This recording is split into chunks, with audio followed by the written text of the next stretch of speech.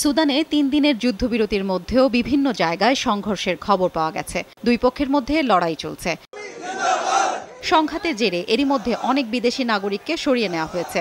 যুদ্ধ কবলিত সুদান থেকে দেশে ফিরেছেন ৩৫০ শতাধিক ভারতীয়। বুধবার সন্ধ্যায় সৌদি আরবের জেদ্দা থেকে তারা নয়াদিল্লির ইন্দিরা গান্ধী আন্তর্জাতিক বিমানবন্দরে পৌঁছান। গত মঙ্গলবার প্রথম দফায় ভারতীয় নৌবাহিনীর জাহাজে সুদান থেকে তাদের জেদ্দায় আনা হয়। सिचुएशन बहुत खराब हो गया था। जैसे जैसे दिन बढ़ रहे थे, पानी, बिजली, खाना कुछ भी नहीं था। हम सिर्फ यहाँ आए, ये बहुत बड़ी बात है। बहुत डेंजरस था, इसमें हम छूट गए। ये मैं गवर्नमेंट की बहुत बहुत शुक्रिया। এছাড়া ফ্রান্স, জর্ডান, চীন, তিউনিশিয়া সহ বিশ্বের বিভিন্ন দেশের নাগরিকদের সরিয়ে নেওয়া হচ্ছে।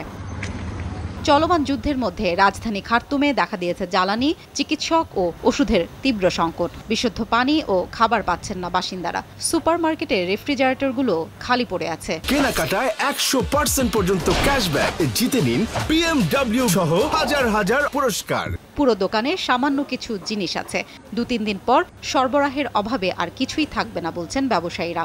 সংঘাতে সবচেয়ে বেশি ঝুঁকিতে রয়েছেন খার্তুম ও ওমদুরমানের বাসিন্দারা।